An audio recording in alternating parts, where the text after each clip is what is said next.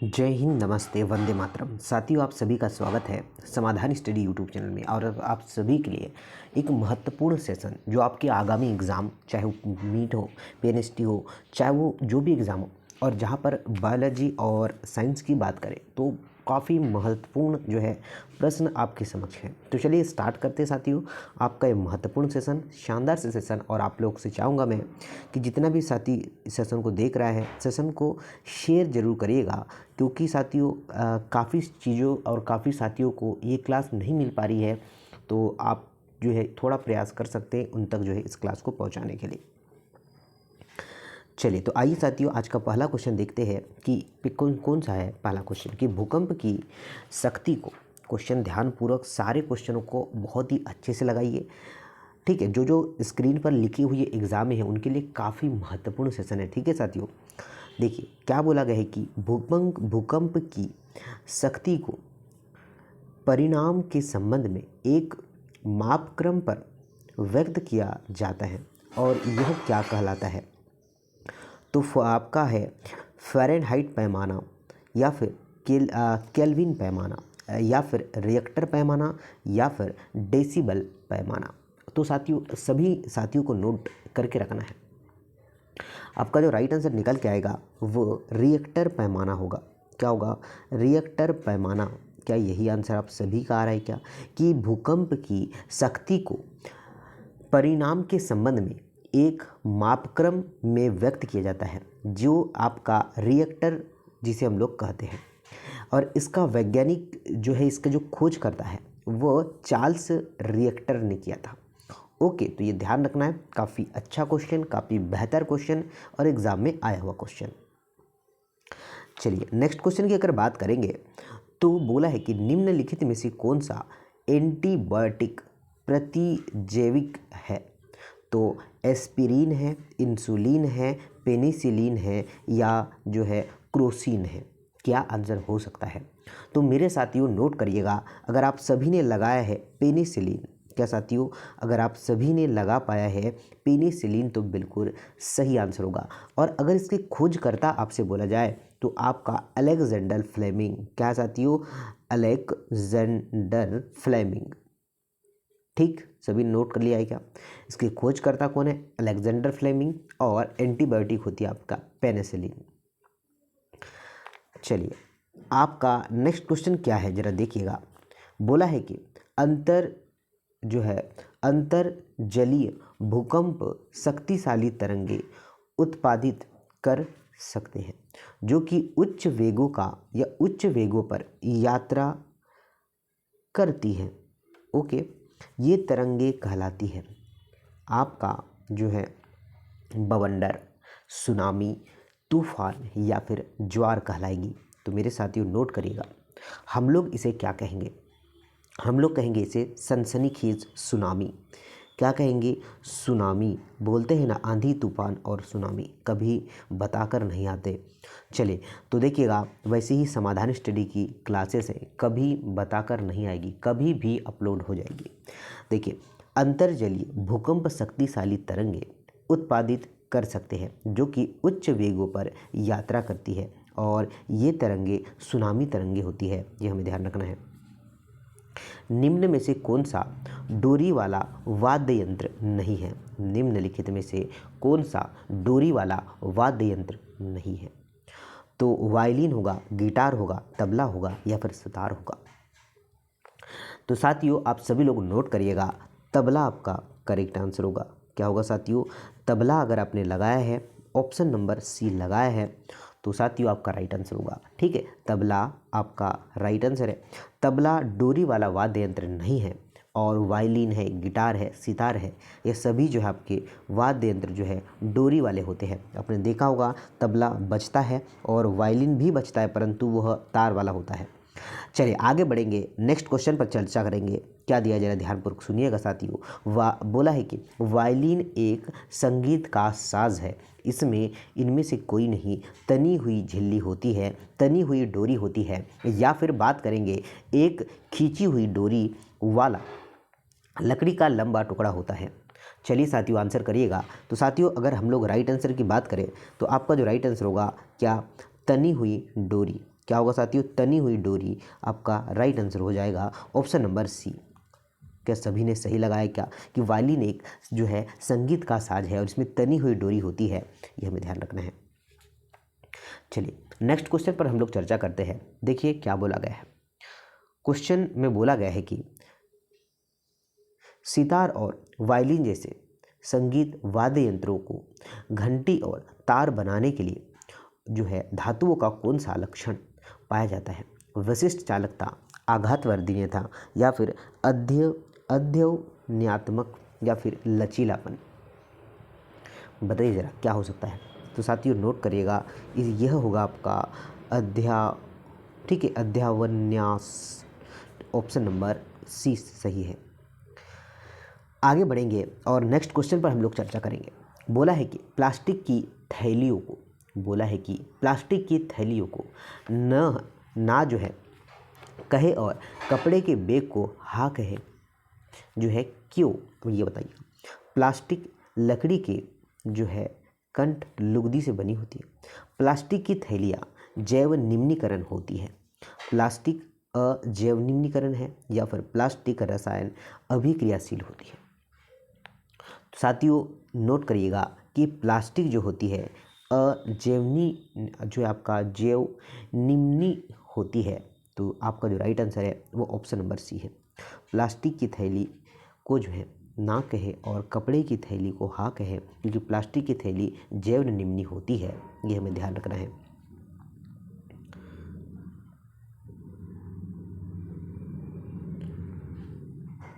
चलिए next question देखते हैं। ठीक है, नेक्स्ट क्वेश्चन है साथियों आपका कि नायलॉन पैराशूट के लिए प्रयुक्त किया जाता है क्योंकि यह वज़न में हल्का और मजबूत होता है, पर्यावरण के अनुकूल है, या आसानी से आग नहीं पकड़ता है और ऊष्मा का ही जो है हीन चालक है। क्या आप लोग बता सकते हैं? तो साथियों नोट करिएगा, ठीक है, कि आपका क्या आंसर हो पा रहा है और आप लोग क्या आंसर सोच पा रहे हैं। तो अगर हमने सोच पाया है साथियों कि वज़न में हल्का और मजबूत, तो ऑप्शन नंबर ए करेक्ट है। ठीक है, पैराशूट हवा में उड़ने के लिए होता है, इसलिए इसका हल्का और मजबूत होना आवश्यक है। नेक्स्ट क्वेश्चन की अगर बात करेंगे तो क्या बोला है कि निम्न जो है वर्णित क्लोन के बारे में एक विशेषता गलत है, इसकी पहचान हमें करना है। तो पहला क्लोन जीव भेड़ डाली थी। क्लोन भेड़ डाली जो है अपने माता पिता के समान नहीं थी। ओके, तो साथियों आपका जो राइट आंसर है वो तो ऑप्शन नंबर बी हो जाएगा। क्या हो जाएगा? ऑप्शन नंबर बी आपका करेक्ट आंसर है। क्लोन भेड़ डाली अपने माता पिता के समान नहीं थी, तो ऑप्शन नंबर बी आपका राइट आंसर है। ये आप लोगों को ध्यान रखना है। साथियों बढ़ते हैं आगे, देखिए नेक्स्ट क्वेश्चन क्या है। नेक्स्ट क्वेश्चन आपकी स्क्रीन पर है कि बेंगलोर में मेट्रो के स्तंभों और एक्सप्रेस मार्गों के स्तंभों पर ऊर्ध्वाधर जो है बागवानी का कार्य प्रारंभ किया गया, इसमें से मदद मिलेगी। तो देखिए, सिर्फ अधिक ऑक्सीजन उत्सर्जन, सिर्फ हरी दृश्य भूमि, सिर्फ हवा शुद्धिकरण, या उपयुक्त सभी होगा। तो आप लोग बता सकते हैं साथियों कि जो हमारा राइट आंसर होगा, हमें डेफिनेटली पूरा का पूरा लाभ चाहिए ना, तो आपका उपयुक्त सभी होगा। सिर्फ अधिक जो है ऑक्सीजन, सिर्फ हरी दृश्य भूमि, ये सब कुछ होगा। ठीक है, बेंगलोर मेट्रो के स्तंभ और एक्सप्रेस मार्गों के स्तंभों पर कार्य प्रारंभ किया गया है और यह हवा शुद्धिकरण, अधिक उत्सर्जन, तो ये सभी के लिए उपयोगी है, ये हमें ध्यान रखना है। साथियों नेक्स्ट क्वेश्चन की ओर बढ़ेंगे और आप लोग बता सकते हैं कि हाल ही में चेन्नई में, ठीक है, कब आपका 18 जनवरी 2017 को जो है कामारजर पोर्ट में पास दो व्यापारी जहाज टकराए गए और समुद्री जीव का अत्यधिक नुकसान हुआ, इसका कारण था। तो देखिए क्वेश्चन है करंट का, परंतु है किस कौन सा साइंस का। समझ रहे? तो ऐसे क्वेश्चन आप सब लोगों से क्या है पूछा जाता है और आप लोग फिर बना नहीं पाते हैं। तो साथियों जो है इसमें क्या होगा, तेल जो है अधिप्लाव, तो आपको जो राइट आंसर है इसका कारण ही था ऐसा, किसके कारण हुआ, तेल अधिप्लाव के कारण हुआ है, अधिक जो है निकल चुका था इसके कारण हुआ है। ठीक है, नेक्स्ट क्वेश्चन की बात करते हैं साथियों। देखिए निम्न में से कौन सा मिलान गलत है, मतलब एक गलत है बाकी सही है। देखिए सल की तृप्त उपकला त्वचा, अंग के बीच में स्थान भरा उपस्थि, जो है तरल संयोजी ऊतक रक्त या वसीय संयोजी ऊतक जो है अधस्तरवीय परत, क्या हो सकता है। तो साथियों नोट करिएगा, आपका जो राइट आंसर होगा वो होगा ऑप्शन नंबर बी, क्या अंग के बीच में स्थान भरा उपस्थिति, ऑप्शन नंबर बी करेक्ट है। देखिए ध्यान दीजिएगा, जो आपका उपास्थि है अर्धठोट संयोजी ऊतक है और यह अंगों के मध्य नहीं पाया जाता है। उपास्थि कर्ण, पल्लव, नाक के सिरे और पसलियों के जो है अग्रस्त भाग आपका थायराइड ग्रंथि आदि में पाई जाती है, यह हमें ध्यान रखना है। अगर नेक्स्ट क्वेश्चन की बात करेंगे, पृथ्वी का अचानक हिलना अथवा जो है कांपना जो बहुत ही कम समय के लिए होता है, इसे क्या कहलाते हैं। जो है तूफान, भूकंप, बवंडर या फिर चक्रवात। बहुत ही अच्छा क्वेश्चन है साथियों। इसे हम लोग कहेंगे भूकंप आना। डायरेक्टली आपको पूछा गया था भूकंप ही, तो पता है ना धरती हिलती है, तो बस आप समझ जाइए पृथ्वी का अचानक हिलना भूकंप कहलाता है। और भूकंप का जो हम लोग मापते हैं किससे, ठीक है, आपका सिस्मोमीटर से मापा जाता है। सिस्मोग्राफ जो है भी इसे कहा जाता है। तो भूकंप की तीव्रता किससे मापी जाती है, तो सिस्मोग्राफ से। ठीक है, एग्जाम में पूछ जाने वाला क्वेश्चन है, अच्छा क्वेश्चन है। नेक्स्ट की बात अगर हम लोग करेंगे तो पुष्पा और जिसका हाल ही में निधन हो गया, एक प्रख्यात क्या थी। तो अगर बात करें, ये प्रख्यात जो है आपका वैज्ञानिक थी। तो ऐसे भी क्वेश्चन आप लोगों से पूछा गया है। ठीक है, क्या थी यह, जो है पुष्पा भार्गव। ठीक है, चिकित्सक वैज्ञानिक थी जिन्होंने 1986 में भारत सरकार के द्वारा पद्म भूषण प्रदान किया गया था। ठीक है, नेक्स्ट क्वेश्चन की अगर बात करते हैं, देखिए साथियों एएनएम की एग्ज़ाम में क्वेश्चन पूछा गया है। क्वेश्चन में क्या बोला है कि किस प्रधानमंत्री ने हमारे देश में भारतीय जो है नागरिकों को वैज्ञानिक दृष्टिकोण विकसित किया है। तो ज़रा बताइए, पंडित जवाहरलाल नेहरू या आपका इंदिरा गांधी, राजीव गांधी या पीवी नरसिम्हा राव, क्या हो सकता है। तो साथियों हम जो आंसर लगा पाते हैं वो हो जाएगा पंडित जवाहरलाल नेहरू। यहाँ लगाएंगे option number A. Pandit Jawaharlal Nehru ने हमारे देश में भारतीय नागरिकों में जो है वैज्ञानिक दृष्टि विकसित किया था। और ये भारत के पहले कौन थे, प्रधानमंत्री थे। क्या थे, पीएम थे पहले। कौन थे, तो आपके जवाहरलाल नेहरू। ठीक है, चलिए काफ़ी क्वेश्चन बनते हैं कॉन्स्टिट्यूशन से, तो आपका तो सब्जेक्ट नहीं है, तो आप लोग ओनली और ओनली साइंस के तौर पर ही इसे देख लें। नेक्स्ट क्वेश्चन की बात करें तो देखिए क्या बोला है कि टोराइड है। तो साथियों टोराइड क्या है, यह वलयाकार जो है बद्ध परिनलिका, आयताकार परिनलिका, वलयाकार मुक्त जो है परिनलिका या फिर जो है वर्गाकार मुक्त परिनलिका। तो आप लोग बता सकते हैं, ठीक है साथियों, क्या बता सकते हैं कि यह वलयकार जो है बद्ध परिनलिका है। तो ऑप्शन नंबर क्या है, ए करेक्ट है। क्या होने वाला है, ऑप्शन नंबर ए करेक्ट है।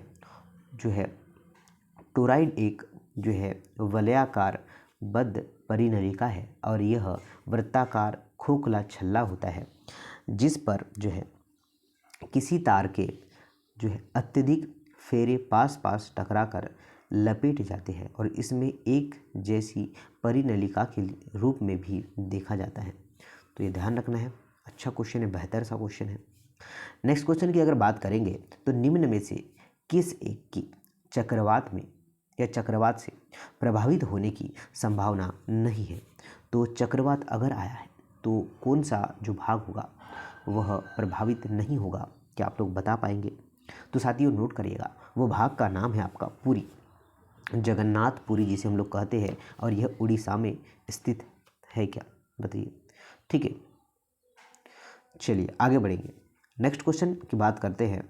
तो देखिए इस क्वेश्चन को नोट करना कि गोताखोर द्वारा प्रयुक्त गैस सिलेंडरों में ऑक्सीजन को तरल करने के लिए प्रयोग में की जाती है। हाइड्रोजन है, मीथेन है, हीलियम है, या फिर कार्बन डाइऑक्साइड। तो ये तो क्वेश्चन ऑब्वियसली कोई गलत नहीं करेगा, तो ऐसे भी क्वेश्चन हमसे बोला गया है, हीलियम आपका राइट आंसर होने वाला है। गोताखोर द्वारा जो है सिलेंडरों में ऑक्सीजन को तरल गैस के रूप में और साथ में ही उसे हीलियम को भी लेके जाया जाता है। तो ये ध्यान रखना है साथियों, आप लोगों को काफ़ी इम्पोर्टेंट और काफ़ी महत्वपूर्ण जो है चीज़ें हैं आप सभी के लिए। चलिए आगे बढ़ेंगे, नेक्स्ट क्वेश्चन पर चर्चा करेंगे। देखिए क्या दिया है, वह सूक्ष्म जीव जो कि एक जैविक नाइट्रोजन जो है आपका फिक्सर है, खमीर, आपका नीले हरे शैवाल, ब्रेड फफूंद, या फिर होगा आपका लैक्टोबैसिलस। चलिए बताइए ज़रा। तो साथियों नोट करिएगा, आपका जो राइट आंसर होगा क्या ऑप्शन नंबर जो है आप सभी लोगों ने बी लगा पाया, क्या नीले हरे शैवाल। क्या राइट आंसर होगा साथियों? नीले हरे शैवाल अगर आपने लगाया है तो आपने डेफिनेटली सही आंसर लगाया है कि नीले हरे शैवाल। क्या साथियों? नीले हरे शैवाल जो होते हैं एक जीवाणु और आपके फाइलम होते हैं जो कि प्रकाश संश्लेषण से ऊर्जा प्रदान करता है, और यह जीवाणु जो है नीले रंग के कारण ही इसका जो नाम है क्या है आपका साइनो होता है। ठीक है, क्या होता है इनका नाम? साइनो है। तो ये ध्यान रखना है, अच्छा क्वेश्चन है, बेहतर सा क्वेश्चन है। नेक्स्ट क्वेश्चन की अगर बात करेंगे, निम्न में से कौन सा जीव, क्या बोला है कि निम्न में से कौन सा जीव जो है आपका प्रोटिस्टा जगत से संबंधित नहीं है। क्या है? निम्नलिखित में से कौन सा जीव जो है आपका प्रोटिस्टा जगत से संबंधित नहीं है। ठीक है, क्या बोला है? नहीं है। युगलिना है, अमीबा है। क्या है साथियों? युगलिना है, अमीबा है, पेनिसिलियम है, या फिर पैरामीशियम है। क्या आंसर हो सकता है? तो अगर आप सभी लोगों ने लगाया है क्या पेनिसिलियम, क्या साथियों पेनिसिलियम आपका करेक्ट आंसर होगा और बेहतर आंसर होगा।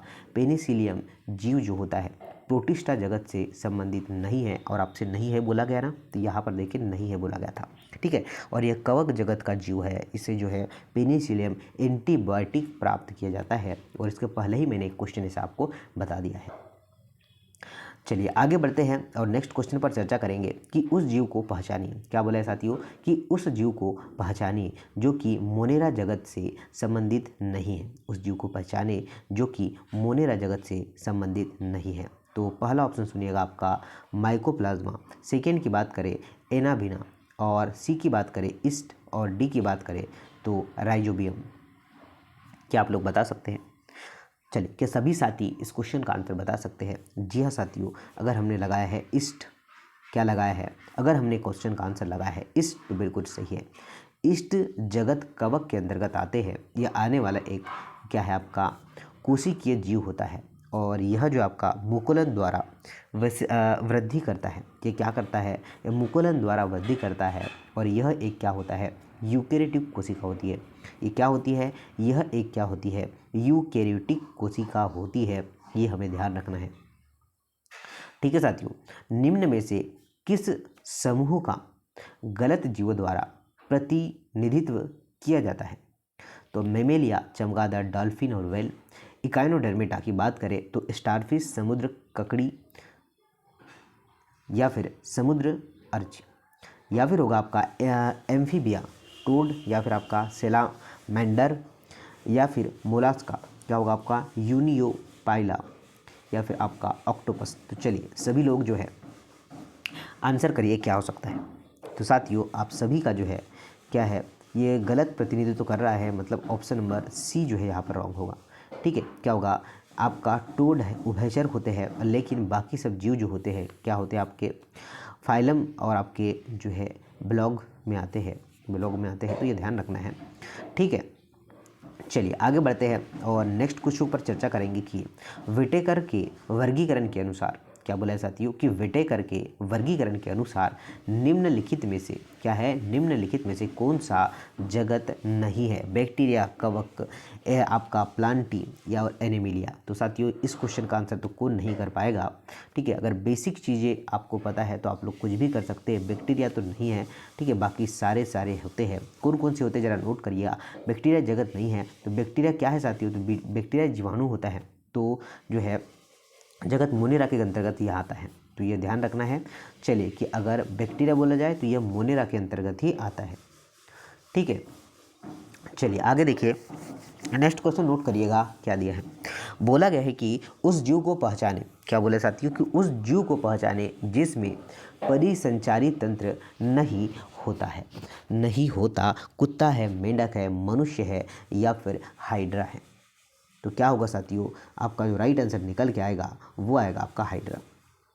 क्या निकल के आएगा, हाइड्रा निकल के आएगा। तो देखिए ध्यान दीजिएगा कि हाइड्रा जंतु क्या है साथियों, कि हाइड्रा जंतु जगत के संघ सिलेंट्रेटा वर्ग का जो है आपका जलीय एकीकी या फिर आपका संघचारी जंतु है। ये जो आपका जो है द्विस्तरीय श्रेणी होती है, और जो है जो तथा इनमें क्या होता है, परिसंचारी तंत्र, श्वसन तंत्र या उत्सर्जन तंत्र का अभाव होता है, ये हमें ध्यान रखना है। नेक्स्ट क्वेश्चन की बात करें, स्पाइरेकल, ठीक है, स्पाइरेकल कहलाने वाले छोटे द्वार जो कि हवा को शरीर में जाने की अनुमति देते हैं, वह जो है इसका लक्षण है। तो क्या है, केचुआ है, तिलचट्टा है, मछली है या फिर मनुष्य होने वाला है। तो मेरे साथ ही नोट करिएगा, आपका जो राइट आंसर होगा तिलचट्टा होगा। क्या होगा, तिलचट्टा आपका राइट आंसर है, करेक्ट आंसर है, और आप सभी ने लगा पाया होगा। तिलचट्टे में स्पाइरेकल पाए जाते हैं जो कि हवा को शरीर में जाने की अनुमति नहीं देते हैं, तो ये आपको ध्यान रखना है।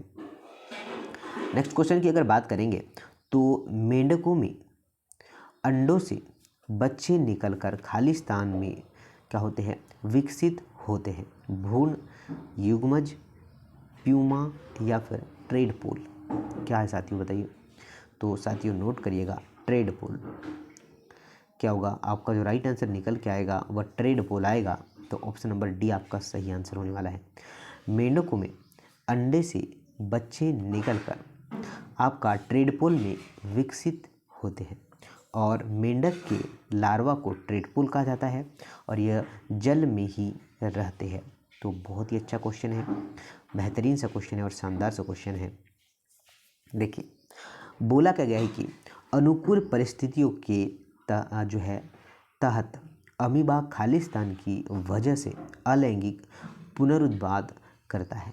मुकुलन, बीजाणु निर्माण, बहुखंडन या जो होगा द्विंगी विखंडन। जल्दी से आप लोग आंसर कर सकते हैं। तो साथियों आप सभी का अगर द्विअंगी विखंडन आंसर आया है, मतलब ऑप्शन नंबर डी अगर आपने लगाया है कि अनुकूल परिस्थितियों के तहत अमीबा द्विअंगी विखंडन, ठीक है, की वजह से लैंगिक पुनरुत्पादन करता है, तो ये आपका बिल्कुल सही आंसर होगा। ठीक है, चलिए, और आप सभी को मैं चाहूँगा कि आप लोग जो है सेशन को शेयर किया करें। लगातार आप सभी लोगों के लिए बहुत ही बेहतर जो है कंटेंट हम लोग तैयार किए जा रहे हैं, तो आप लोग जो है इसे शेयर करके अधिक से अधिक विद्यार्थियों को बेनिफिट पहुंचा सकते हैं। मेंढकों में कायांतरण के लिए जिम्मेदार हार्मोन्स हैं अधिवृक्क रस, थायरोक्सिन, इंसुलिन या फिर टेस्टोस्टेरोन। क्या हो सकता है, तो साथियों हार्मोन्स के लिए आपका क्या आंसर होगा, आपका थायरोक्सिन। क्या होगा साथियों, थायरोक्सिन। मेंढक में कायांतरण के लिए थायरोक्सिन हार्मोन्स जिम्मेदार होता है, और यह ट्रेडपोल लार्वा जो है वयस्क होकर उभयचर मेंढक में बदल देता है। उसी प्रकार से साथियों नेक्स्ट है कि कौन से निम्न में से, क्या बोला है कि निम्न में से कौन सा आपका जरायुज पशु का एक उदाहरण है।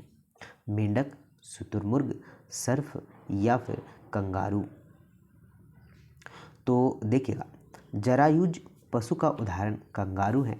ये जंतु अंडे देता है और इसका स्थानांतरण योग जो है निकले बच्चे का पोषण जो है अपने पेट पर बने जो है पाउच में होता है। तो ये हमें ध्यान रखना है। ठीक है, बेहतर है, अच्छा क्वेश्चन है और आप लोग इसे बना लेंगे। चलिए आगे बढ़ते हैं साथियों नेक्स्ट क्वेश्चन की ओर।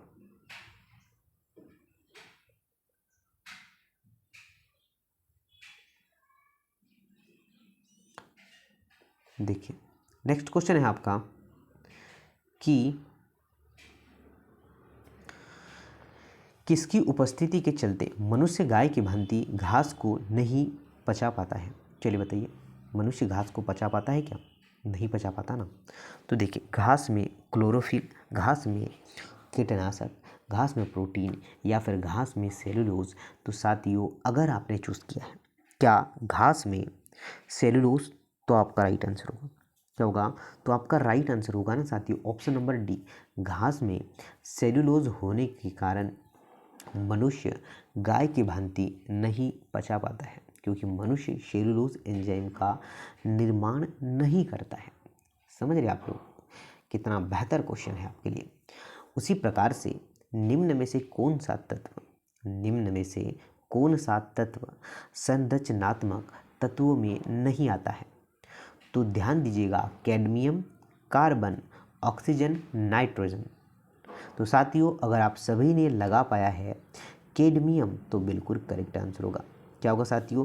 कैडमियम अगर आपने लगाया है, कैडमियम जो आपका संरचनात्मक तत्व नहीं है, और कैडमियम जो है जिसका सिंबल की बात करें तो Cd होता है। ठीक है, परमाणु क्रमांक की बात करें तो कितना होता है 48, और ब्लॉक की बात करें तो डी ब्लॉक के अंतर्गत आता है। नेक्स्ट क्वेश्चन साथियों आप सभी के लिए कि वह प्रोटोजोआ जो कि प्रकाश संश्लेषण कर सकता है। तो ध्यान दीजिएगा, जो आपका जियोड्रिया या फिर युगलिना, पैरामीशियम या फिर अमीबा होगा। तो साथियों नोट करिएगा, युगलिना आपका सही आंसर होगा। ठीक है, क्या होगा? युगलिना अगर हमने प्रयास किया है तो बिल्कुल सही आंसर आपका होने वाला है। तो साथियों ये थे आपके जो है 40 क्वेश्चन। आप सभी लोगों को मॉर्निंग की ये क्लास जो है पसंद आई होगी, विद व्याख्यान के साथ है। बहुत ही जो शानदार चीज़ें आपको प्रोवाइड किया जा रहा है। अब यहाँ से 30+ क्वेश्चन जो है देखते कितने बच्चे ला पाते हैं। नीचे कमेंट बॉक्स में अपने मार्क्स जरूर कमेंट्स करिएगा कि आपने यहाँ से कितने मार्क्स को अचीव किया, जिससे कि आपका मोटिवेशन बढ़ जाए और आप लोग जो है अपनी स्टडी में थोड़ा बूस्ट आप महसूस करें। तो मिलते हैं साथियों अगली क्लास में। शेयर और लाइक ज़रूर करना, और चैनल पर जो भी साथी समाधान स्टडी पर पहली बार विजिट कर रहे हैं तो चैनल को सब्सक्राइब कर लीजिएगा, ताकि हमारी सारी क्लासेस आपको मिलती रहें। वंदे मातरम।